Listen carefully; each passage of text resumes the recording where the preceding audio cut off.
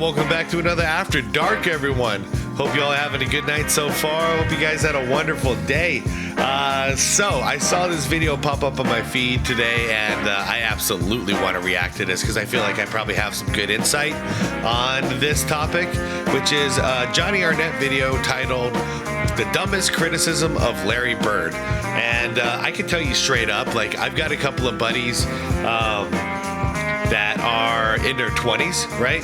And they love, they love sports, love basketball. And whenever we've talked about Larry Bird, I've gotten kind of an understanding of what's going on in their heads, and I'll walk you through it a little bit. So, for whatever reason, history likes to remember Larry Bird as a three-point shooter. At least that's what they see.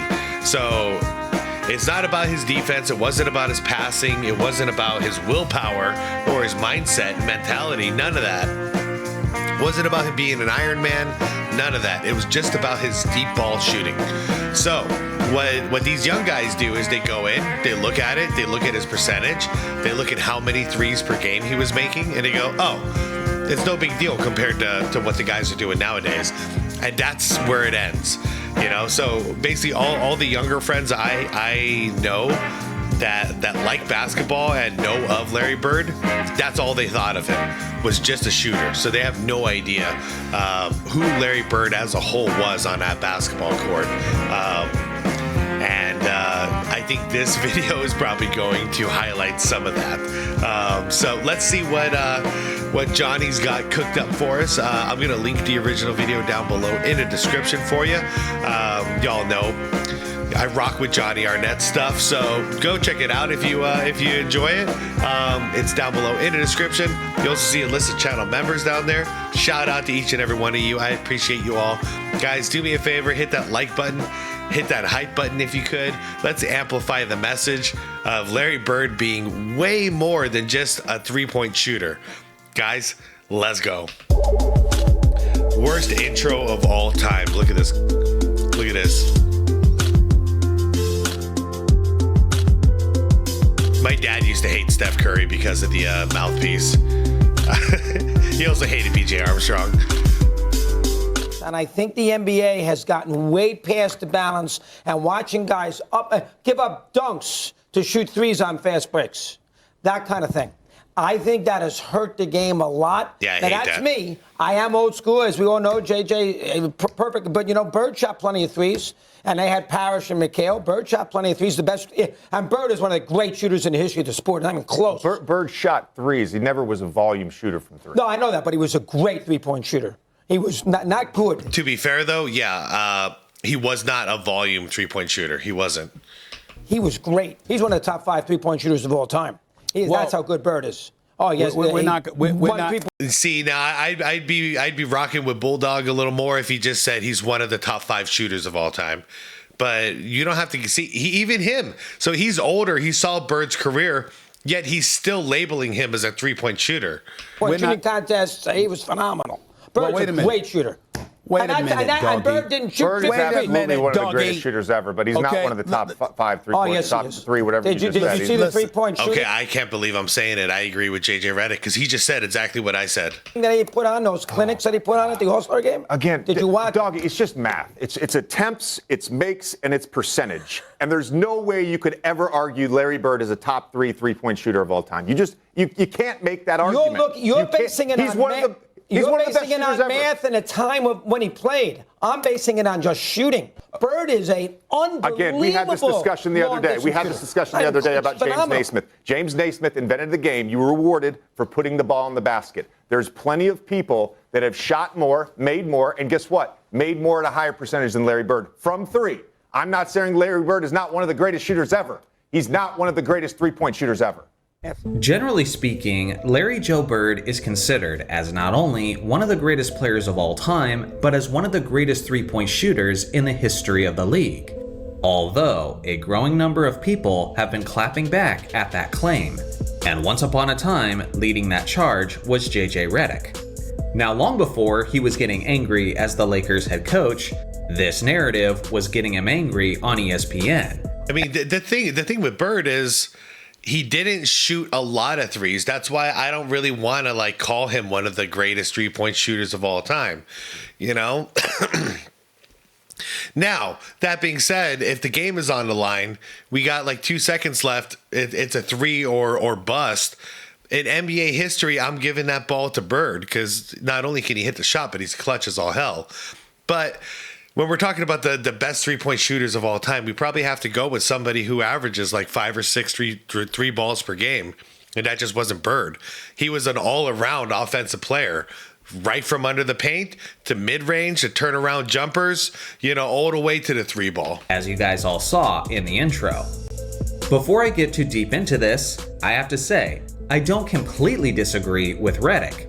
Saying Larry Bird is a top 5 3-point shooter of all time is probably a little too much. I agree. I mean, just off the top of my head, you have guys like Steph Curry, Ray Allen, Reggie Miller, Klay Thompson, and Damian Lillard. Mm-hmm. That's a pretty rock solid top 5. Then what do we do about specialists like a Craig Hodges, a Steve Kerr? You know, like we have to include these guys too. Competing for the next spots are Steve Nash probably. I'm pretty sure Steve Nash had a higher percentage from 3. Guys like Steve Nash, Dirk Nowitzki, Kevin Durant, and even James Harden, who was second all time in 3-pointers made. The point is, the competition is incredibly stiff. So I don't necessarily have a problem with someone having Bird out of their top 5. But what I do have a problem with is someone saying that Bird is objectively not one of the greatest 3-point shooters of all time, which again, Reddick claimed adamantly. I'm not saying Larry Bird is not one of the greatest shooters ever. He's not one of the greatest 3-point shooters ever. To me, I mean, he's just one of the greatest shooters, period. Oh, from the free throw to layups to everything, like to 3 balls, all around, he might be the best shooter of all time. Growing narrative is by far the dumbest criticism of Larry Bird, because it's not only an ignorant thing to say about this legend, but it's also overly simplistic logic to apply against another era of basketball as a whole. Reddick's argument is that Bird didn't shoot enough 3-point shots. The argument is mostly against his volume. The problem with that logic is that it's an unfair standard to apply to the NBA's past. Because prior to the 2010s, everyone shot a fraction of the 3-point shots that they're shooting today, which basically means that the only players that are allowed to be in the greatest 3-point shooters conversations are all guys that have played within the last 15 years. Here's where it gets really stupid though. In 2025, teams shot an average of 37.6 3-point attempts per game. And 40 years before that, teams were averaging 3.1 per game. In Steph Curry's historic... It was a tool used if you were behind and you needed to come back, or a shot to take at the end of a quarter, or the end of regulation or whatever. A buzzer beater, essentially.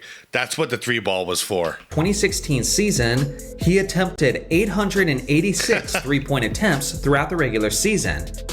That was more than the top 2 teams in 1986 combined. That's crazy. I'd wonder if that's more than Bird shot in his whole career.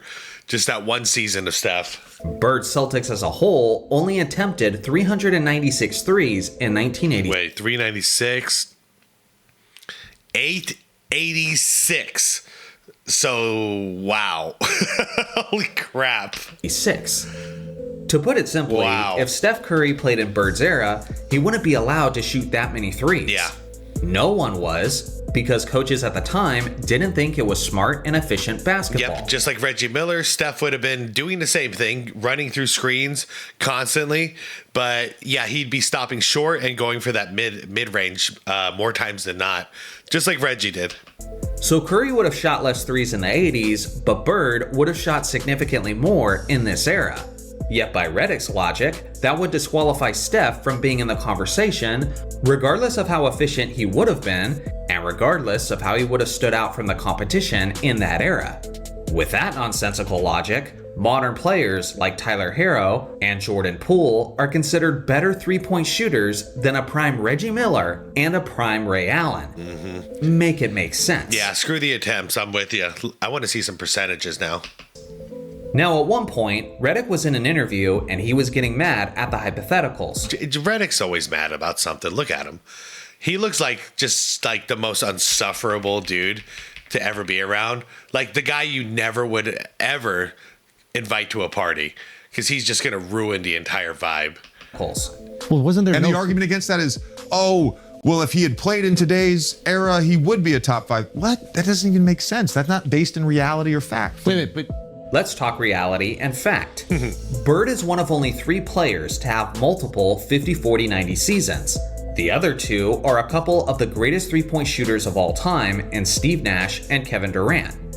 Reddick claimed that Bird... Hold on, that took me a while to find where it was. 40% and 41%? Yeah.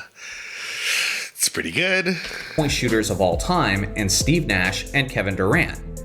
Reddick claimed that Bird was never a volume 3-point shooter, which is objectively incorrect. During Bird's first 50, 40, 90 season, he led the entire league in 3-pointers made and in 3-pointers attempted. That same season, Bird was attempting more 3-point attempts per game than the entire Detroit Pistons roster. I see what angle you're coming at it. That's fair, yeah, because if we're sticking with the era, in his era, he would be considered, I guess, a volume 3-point shooter, shooting 3 a game. It's interesting to think about, but it's true. And also, for those of you who don't know, the 3-point shot came in when Bird came in. So this was like a new thing. This was still a very, very new part of the NBA was this 3-ball. Which is who his Celtics played against in the Eastern Conference Finals. The year prior, in their historic 1986 season, Bird averaged more 3-point attempts per game than nearly 1/3 of the teams within the league. Crazy. Between 1985 and 1992, with a minimum of 400 games played, Bird had the 4th best 3-point percentage in the entire league, and he was 2nd overall in attempts during that span, only bested by the very underrated Dale Ellis, who I would argue is also one of the all-time great 3-point shooters. Agreed. Larry Bird is tied for the most 3-point contests won in NBA history with a total of 3. In Bird's final round, Was it Craig Hodges had 2, I think? The 1986 3-point shootout, he scored 22 out of a possible 30 points. That is 73.3% of a possible perfect score. It's crazy. Which is the 9th highest in NBA history. All-time great shooters like Ray Allen, Kevin Durant, Damian Lillard, and Dirk Nowitzki have never achieved a final round score that efficient. JJ Redick has also never achieved a score that high, regardless of the round, which is necessary for me to state, seeing how he never made it past the first round in a 3-point contest, despite the fact that he tried multiple times. Plain and simple, Bird was one of the greatest 3-point shooters in NBA history. I personally don't care if you have him outside of your top 5, top 10, or top 20, because all of that can be debated. But to act like he doesn't belong in the conversation at all, simply because of the era he played in, while completely ignoring the context of the time, is simply one of the dumbest criticisms that you can possibly make. So what do you guys think? Where do you personally rank Larry Bird among the greatest shooters in NBA history? I look forward to hearing your thoughts below. Stay tuned for more videos in this quote, dumbest criticism series.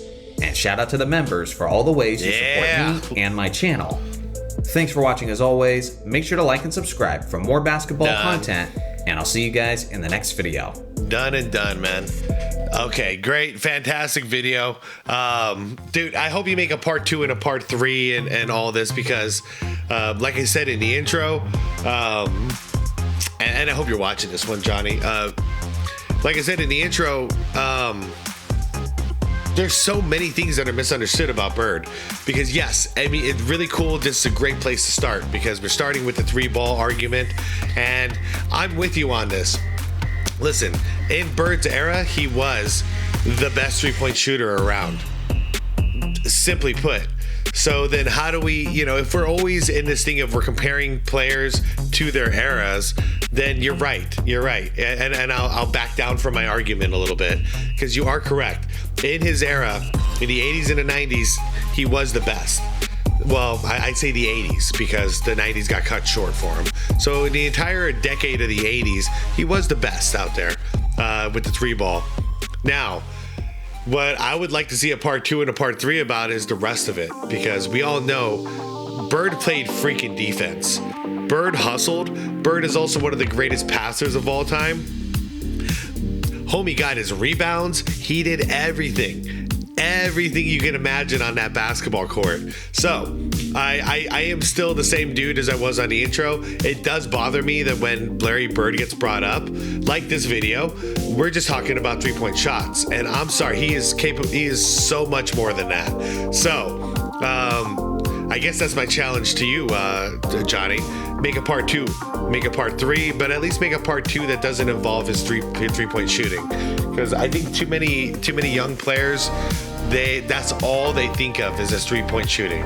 And then even after watching this, they'll be like, yeah, who cares? He only shot 3 a game. The context won't really hit them, you know, because they didn't get to watch basketball in this era. And three-point shots in an entire game, that sounds like, that's ridiculous. That's like, they'll pull that off in about 48 seconds of a modern game. So yeah, it's just gonna go over their head. But anyways, great video. And I'm with you. He was one of the best in his era, so we got to give him his credit for 3-point shooting. Hitting him out in a 3-point contest was the greatest thing ever. I loved it. But yeah, you know, more than anything, he was a mid-range, just like Jordan. Mid-range assassins. They'll kill you in there. You know, you can't keep up with them in the midi zone. So I just like to call him one of, if not the greatest shooter of all time. And actually, like, I give that title to Jordan as well. One of, if not the greatest shooters of all time. Because if you're shooting above 50% and you're doing all kinds of crazy things on the court, shooting from deep to dunks to mid-range to fadeaway jumpers, you name it, yeah, you got it. Plus both of these guys had great free throw percentages. Anyways, Bird is not to be taken lightly. Bird is not to be disrespected. He, if anybody ever earned his respect, it's this man. So, any young people watching this right now, look up more stuff about Bird. Hell, just look at my channel, at some of the reactions I've done about Larry Bird, and that should set you straight. Because this guy was could he be the greatest all-around player of all time? I think he probably is. He's definitely better than LeBron, and people like to throw him up there. He's got magic beat because he's got the defense. I don't know. Bird might be the greatest all-around player of all time. Unless you throw in Michael Jordan. But Jordan ruins all of these arguments, so all of these debates. But take away Michael Jordan. I'm going to do what we used to do as kids. All right, no Jordan. You can't pick Jordan. Who's the greatest all-around player of all time? Yeah, it's probably Larry Bird for me. All right, guys, I'm out of here. Like the vid on the way out. Hit that subscribe button if you want more content like this. And most importantly is to be water, my friends. Peace out.